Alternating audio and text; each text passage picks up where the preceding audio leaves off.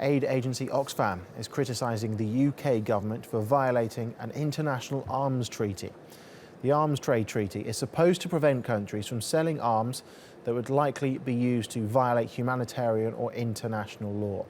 Saudi Arabia is frequently accused of bombing civilians in its strikes against Houthi rebels in Yemen. Well, our correspondent Simon McGregor-Wood is across this story, and he joins us now live from London. Simon, what exactly is it that Oxfam is accusing the British government of doing here?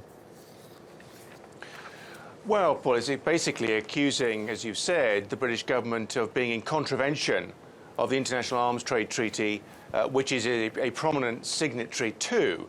And this treaty basically says that you mustn't sell weapons to people who are in constant breach of basic humanitarian law.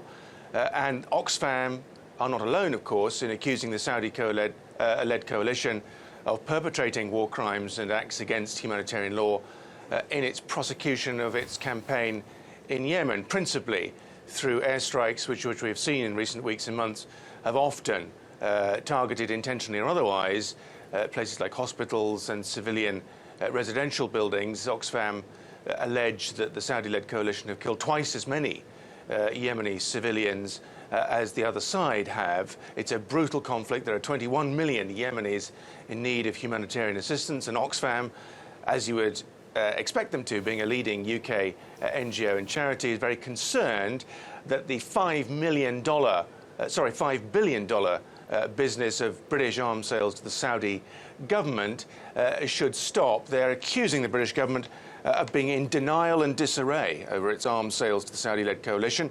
It has misled its own parliament, the UK parliament, about its oversight of arms sales, and its international credibility is in jeopardy. The British government have responded saying that it is still satisfied that the Saudi-led coalition and that arms that is being sold to the Saudi Arabians by the British government comply with current export license criteria. So a blanket denial from a government spokesperson today. It's obviously putting a bit more pressure on the UK. Is there a feeling from the UK government that the UK is being focused on here in this report when perhaps other countries could be accused of the same actions? Well, they may well make that case as this debate continues. I think there are people in this country who are concerned about the long history of UK arms sales to the Saudi Arabian regime. Not everyone in this country is happy with the way the Saudis behave in Yemen and elsewhere in the world.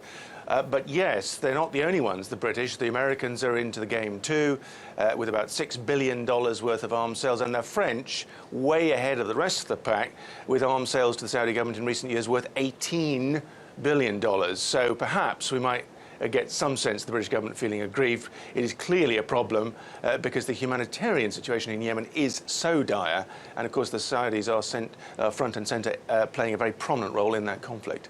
OK, Simon, thank you very much.